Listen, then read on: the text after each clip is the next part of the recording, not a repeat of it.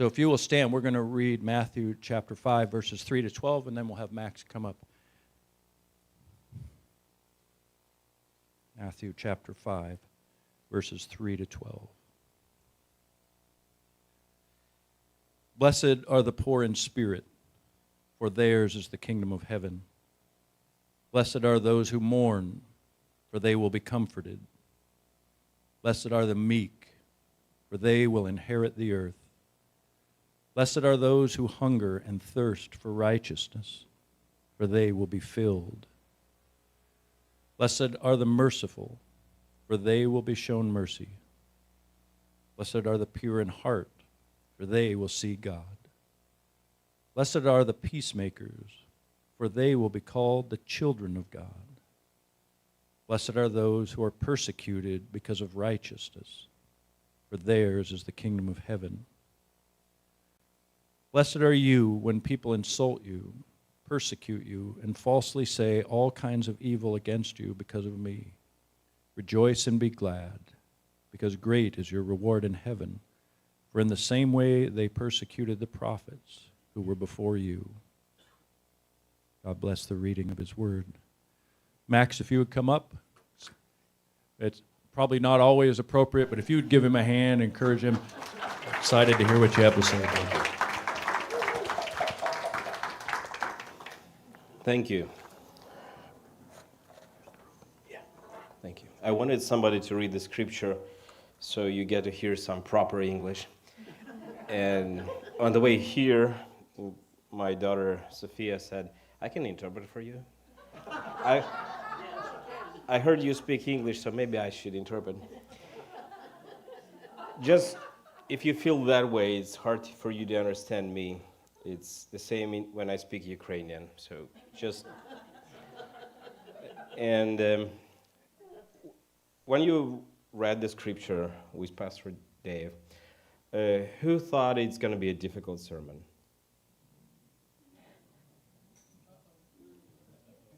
It might be. It might be. But I hope it won't be that difficult. The thing is, for me, the first word, Beatitudes, was difficult. Then it was like, because you don't use that word so often. So the words I'm going to use today might sound more modern or different from the Beatitudes, but it's God's word, so we use it and we know it's good for us. So just giving a topic, that's another thing I'm not good at. One thing is making a thought in Ukrainian, different thing making it interesting in different language and still make sense.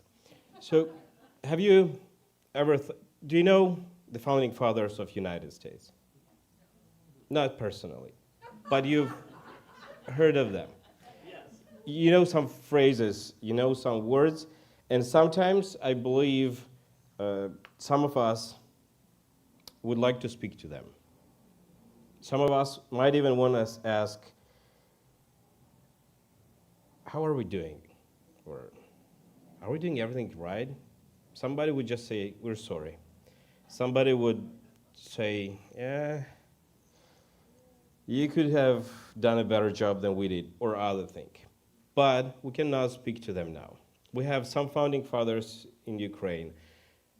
Some of them were pretty specific about not being friends with neighboring country, but we didn't listen to that. And we made our mistakes. United States had its own mistakes. But we don't get to talk to them, so we just guess what is the best way we can understand what was their idea, what was their plan. So when we talk about Christianity, it sometimes can happen in a similar way. We know there is a founding father who had and still has a great idea of what Christianity has to be, what does it mean to be a believer, but sometimes as years go by, it fades. And that's why today we're gonna do some more like reminding, recollecting, and just rechecking or readjusting our understanding of what did he really say. So, when was the first time God told his will to people? By the way, I do ask a lot of questions. So I know you don't usually talk to your pastors while they preach. So since I'm not your pastor, you can talk back to me in a good way. So what do you think was the first time when God told his will to people? Adam? Yeah, that's right. Thank you. And how did it go? Good at first. Yeah, I'm not making jokes about women entering the scene or something. At first, yeah, I will skip that. But the idea was Adam and Eve, they had clear understanding of what God really wants from them. They never had to guess, like, what, did he really mean it? But Satan said, yeah, you can doubt, you can have your own thoughts, and maybe they would be even better than what God told you. He surely doesn't have your best interest in mind. And then they started doubting, and we know how it went on. With a lot of generations, God had finally needed to do the flood in order to stop, kind of readjust, and almost start all over again. And then we all think the next generation should probably be better. They just remember the water. They remember it was difficult. They miss their friends, relatives, connections. So probably they should tell the next generation what is a good way to do it. No. They just kept going farther and farther.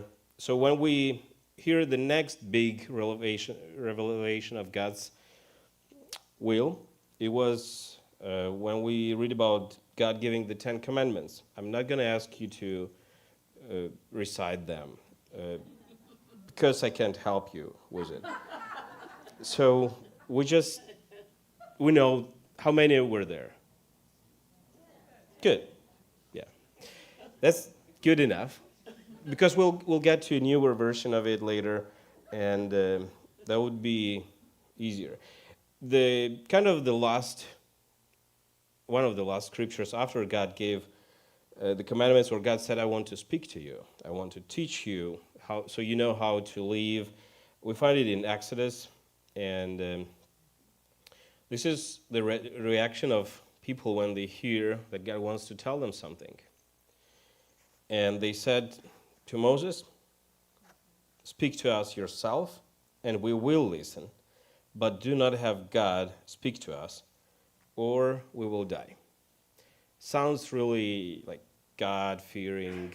They don't want to, they're not holy, and God said so. They were not supposed to touch the mountain and be in his presence because of that. But they really did not want to obey him. They just wanted to keep away from God as much as possible and still stay alive. That's something people have been doing for many years, kind of trying to balance between how far from God can we stay or go and still be alive and be in heaven. Mm-hmm. That would be even better. So when they listened to it, they kind of understood. Again, with next generations, they started going as far as possible. And they kind of made their own rules. The rules that were hard to keep, but still possible if you dedicate yourself completely to keep them strictly, or to hide them well enough if you don't keep them. But you don't have enough time to do anything else. They had several groups of people who were dedicated to just making sure they keep every tiny bit of the rule, and that kept them busy, and they were famous. But we'll get back to that. So when Jesus came, he, just in the previous chapter, he chose his disciples, and he decided that they would be with him. He started teaching them. So we have a bit similar picture, mountain, or as it was with 10 Commandments, but it was not just God speaking to Moses or to one of the disciples. He was talking to all his disciples and other people that were there. They were able to listen, but he was more focused on his disciples, and there was a reason for that. As you can see, now when Jesus saw the crowds, he went up on a mountainside and sat down. His disciples came to him, and he began to teach them. Do you know how long is the Sermon on the Mount? Thank you. 3 chapters for those who didn't hear. And we're not going to cover all of them. But what I like about this sermon, it's kind of self-explanatory. And sometimes if you cannot carry a Bible, because some of them are pretty big, you can print out the Sermon on the Mount, learn it by heart, read it all over again. You still would have something to fix in your life every time when you open it. If only you want to do that. And but I will still stop on a few things that Jesus mentioned. And I know people nowadays don't get home assignments at school. Kids like it, but that would be your home assignment, to at least read the Sermon on the Mount at home. And memorizing would be the next step if you want to. So Jesus was talking to his disciples, and there was a reason why. Why do you think he decided to teach his disciples something special? Yep, that would be later, kind of 3.5 years later. But before that, he was starting something big. They were going to go with him for 3.5 years, and they would spend day and night with him. And he had to explain them why is he different from whatever they know before. As I said, there were some people who dedicated their life to studying the law, hopefully fulfilling it. And there were priests from Levi, and they were honored. Every other boys who were not part of the Levi descendants were like, maybe we can be part of it somehow. And since their childhood, or we can say their elementary school, that would be in synagogue, where they would learn the scriptures, they would try to memorize them, and the one who does better with it would probably get more promoted, and then they can get to some kind of Pharisee college, and then they don't have to work again. They would just have good life. Always somebody would take care of them because they are dedicated to studying the word. They would be famous. People would come to them for advice because people are nowadays not interested or lazy or something to read the Bible sometimes. Those days, they didn't have access to the Bible, so they just had to find somebody who does and make sure he has good life while doing that. So for every normal Jewish boy, that would be like a goal of his life. If he can become somebody, maybe famous, maybe respected, and that would be great. When Jesus chose them, they were pretty sure that's what's coming next. Now we will be famous. Now we have a teacher. Now we're not doing anything with smelly fish again, and we just gonna have fun. Since they were occupied by Rome, they also had some hopes that he would overcome, win, and they have some political future as well. That's why Jesus had to do some explanation before they start this journey, not to have them go like, oh,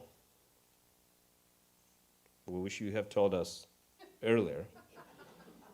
So I don't know about you, when I was younger, way younger, I had a special way of hearing just half of what I was told. My wife says I still have that gift. But that's surely happened to his disciples. They were young, they were boys. Uh, so when they were hearing these beatitudes or blessed, I'm pretty sure they heard this part. For there is the kingdom of heaven, for they will be comforted, for they will inherit the earth, they will be filled, they will be shown mercy, they will see God, they will be called children of God. For there is the kingdom of heaven. All that sounds like a great thing. We're up to that. We'd love to do it. But it did come with some, not addition, but the foundation or the start of it. And I'm not sure if they liked it right away. Imagine yourself following somebody, leaving your business, and he says, you're blessed when you are poor, and you don't hear anything else after that. Because you don't, blessed and poor usually doesn't go together in our head. And nowadays people would use the word lucky maybe. They wanted to be what we can call lucky. Back in those days, that was just blessed. Everybody who had money and honor, they would think those are surely going to heaven and blessed. But no, Jesus said something else. Those who mourn, those who are meek, who hunger, thirst for righteousness, merciful, pure in heart, peacemakers. And then he goes further, who are persecuted because of righteousness. And even more than that. Okay. Blessed are you when people insult you, persecute, and falsely say all kinds of evil against you because of me. Rejoice and be glad, because great is your reward in heaven, for in the same way they persecuted the prophets who were before you. And I think at that moment, disciples were like, I hope my dad didn't sell the boat. I was like, persecuted? No. Thank you. But Jesus just had some special heart. So he was not speaking like that to them. I think he was sitting next to them and as their friend. So maybe out of respect, maybe because of their friendship, they didn't run away. But he didn't stop there, because he had to tell them everything. What would be different? What is he expecting from them? And do you know what was the end of this Sermon on the Mount? It's pretty famous. What did he use without looking it up? No, we don't usually do, because that's not connected. Some time ago, I grew up in a Christian family, and as I grew up, I had a question. You all know John 3:16, right? Yeah. It's a verse about Jesus. That God sent Jesus for us, so that those who believe in him would not perish but have everlasting life. And I had a question, who said these words? Do you know who said these words? Yeah, thank you. For all those doubting, I had the same feeling, like, it's about Jesus, he's famous, but no way Jesus told that about himself. Yes, that was his words. You know whom? Thank you. Nicodemus. And then some things, we feel like we know them from the Bible. They're so often heard by us. But we don't get the full picture of how it's connected with each other. That's why I would start from the beginning and show you where it ends. And then we can use the same idea to everything what's written in between. When Jesus finished his Sermon on the Mount, he stopped on several different topics, and he told his disciples that not everyone who says to me, Lord, Lord, will enter the kingdom of heaven, but only the one who does the will of my Father who is in heaven. And he never gave us an option, like you can choose this or you can choose that. He was always inviting us or offering us to choose the good part. But we still sometimes do the opposite. So then I would say it's like option one. He said, therefore everyone who hears these words of mine and puts them into practice is like a wise man who built his house on the rock. The rain came down, the streams rose, and the winds blew and beat against the house, yet it did not fall because it had its foundation on the rock. Everything is pretty well understood. And then he gives the second, but everyone who hears these words of mine and does not put them into practice is like a foolish man who built his house on sand. The rain came down, the streams rose, and the winds blew and beat against that house, and it fell with a great crash. Why do you think somebody would build the house on the sand instead of the rock? Faster? Okay. Cheaper, somebody said? I have small kids. Sorry? Yeah. It's softer. You can mold it according to what you want. Like, if you need that big square, yeah, we can use something and the sand would look like what you want. When you hit the rock, or you decide to build on the rock, back in those days especially, there was very little what you can do to a rock if you build on it. If it's there, that's your border. You cannot build half of the house on the rock and half would just be hanging. If you want a bigger room, but the rock is ending here, you're going to have a smaller room, but a strong foundation. So this was easier or more fun when you build on the sand. You can mold it to any type and shape you want and do it fast. When you work with the rock, you just have to follow the rock, so to say, or go with it. If it's there, then we'll build on it. In the same way, we talk about what Jesus said.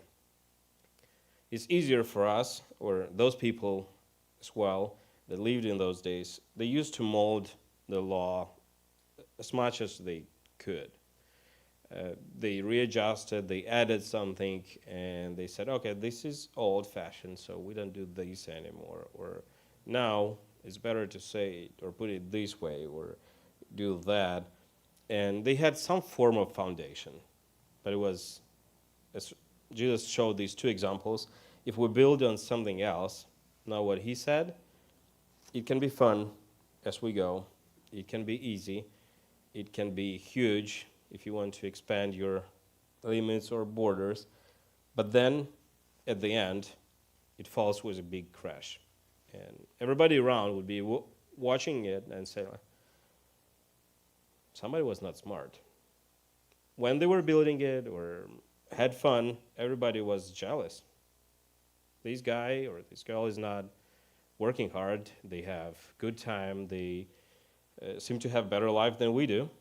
But at the end, there's a big crash, a lot of debris and stuff. And everybody thinks, well, that was not smart. The same way, Jesus says that's with our life. After he gave Sermon on the Mount with a lot of different topics, every one of them is important. And he said, you still have an option. You can still go, yeah, thank you, nice idea, good knowing you. I have great idea of my life. And I'll probably stick with what I think is right, even if sometimes it's something what your parents taught you or your great-grandparents. That happened in Israel. They had few generations saying that was right, but Jesus said, no, that was not what I intended. And we will stop on just a few of them, and hopefully when we go back home or we go on with our life, we'll still remember that not what I said, but there is a message from our founder, Matthew 5-7, and you can use it as an answer to, I would say, all of the questions in your life. And as we go on, then there's Jesus going on with some steps or points that he wanted to explain. Having 12 boys, around you, you have to discipline them. Otherwise, it can be a mess. I have 4 girls and a son. Thank you. And so that's different. I can say it's easier because I never had 4 boys for now. And then when they get married, I heard that it's going to be even funnier. But Jesus had to stick with them for a certain period of time. And one of the first topics, he was probably, because he never says something like, okay, I'm just bored, so let's talk about this. He was always going like, okay, this is what's important for you now. And probably some of them were thinking, we're not Pharisees. Would never be that good. So going on in chapter 5, he said, if your righteousness doesn't get better than that one of Pharisees, you would never get to heaven. And that was like, okay, that's not an option now. We have to keep listening. And the next verse that we have it as a verse, but the next thing that he told them was, you have heard that it was said to the people long ago, you shall not murder, and anyone who murders will be subject to a judgment. But I tell you that anyone who is angry with a brother or sister will be subject to a judgment. Again, anyone who says to a brother or sister, Rakah, is answerable to the court, and anyone who says, you fool, will be in danger of the fire of hell. So again, boys, they do stuff, and they say stuff to each other, they fight and everything else, but that's not only physical part. Back in those days, for Israel, they were going like, okay, what was the commandment about that? Do you know? About killing somebody? Thou shalt not kill, or that's one of the versions says. And they go, okay, we can do everything up to that moment. It's still okay. There is no law saying you cannot punch somebody or say something about them. As far as I don't kill, that I'm not guilty. Almost dead is not dead. So, and sometimes this idea still goes on. But Jesus said there's something more than just killing or hitting or damaging the body. He said even your words matter. Do you know the phrase that probably you taught your kids when they were younger about sticks and stones? Yeah, that's pretty. Who thinks that's right? Okay. Okay. I'm not going to talk to you later about it because. But that helped.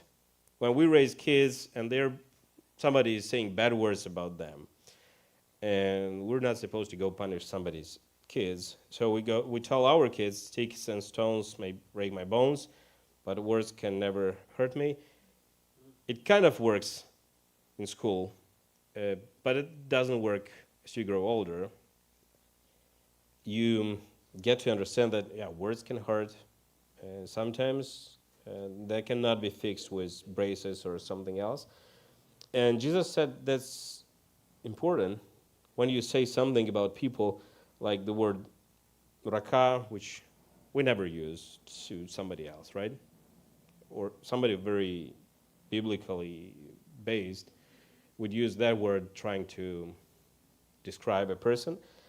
But rakah, which was like the word they used to show disrespect, dislike, or like he's good for nothing, that would be a good word to use. Do we say that about people sometimes? And Jesus said that's the same. Why? Because they are God's people as well, and he was creating them, raising them up, till the moment when you met them and you said, God could have done a better job with them. I think they're good for nothing, they're not worthy of respect and everything else. And that's definitely not what Jesus wanted his disciples to do and be known as his followers. So he goes on saying, like, it's not only about you should not harm somebody, but if you do, you have to fix it somehow and do it fast. So he said, therefore, if just before I read it, every once in a while they had to come to Jerusalem, to temple, and bring sacrifice for their transgressions, for their sins. And sometimes that would be pretty long distance. If they just came from Bethlehem, which is around 5 miles away now, walking would be, how long now? Okay, like 2 hours if you don't go really fast. Imagine going with a sheep or several of them with your family, and it's hot, and you come there, and Jesus said, if you come with a gift to the altar, and remember that your brother or sister has something against you, leave your gift there in front of the altar first. Go and be reconciled to them, then come and offer your gift. Who thinks that's easy? No. Now you have to go back. If you're lucky to leave close, you go just 2 or 3 hours and then come back. If you came from another city, you probably have spent a few days on the road. And Jesus said, I know, but it's still important that you go back, reconcile with your brother or sister, whoever is offended by you, and then you come back and do this. And I would ask you a question. If you came here, usually it takes us less than 2 hours to get here, most of us, and you would remember entering this place that you left the lights on in your living room. Who would go back to turn it off? No. Because, why? It's not threatening. Like, it's not that dangerous. You pay a little bit extra. But then, imagine the same situation. You came the same distance, and you remember that before leaving your home, you left the kettle on a gas stove. You wanted to have some tea, but then you realize your microwave doesn't say the correct time, and you came here thinking, okay, there's something not boiling, but cooking or baking or maybe smoking already. Would you go back? Yeah, because now you think that's dangerous. Now you think that's threatening. And what happens with us when we tend to harm people sometimes, and we go like, that's not such a big deal. I can still bring my praise, worship to God, and then somehow maybe reconcile with them. But God said, no. Whenever you think about it, you have to fix it. Even if that means you have to go back, if you have to redo something, have some loss or shame as a result of it. But he said this is more important than just looking nice here, bringing your offering and stuff. So Jesus said to his disciples that was important. That's still important today. And if you go through the sermon, you would read more topics like that. When Jesus was saying, you remember the other people told you? I tell you that my heart has different things about it. Or when I said that first, this is what I really meant. Like next thing would be about not committing adultery. For them, it was like, okay, nobody got pregnant, so we should be fine. And Jesus said, no.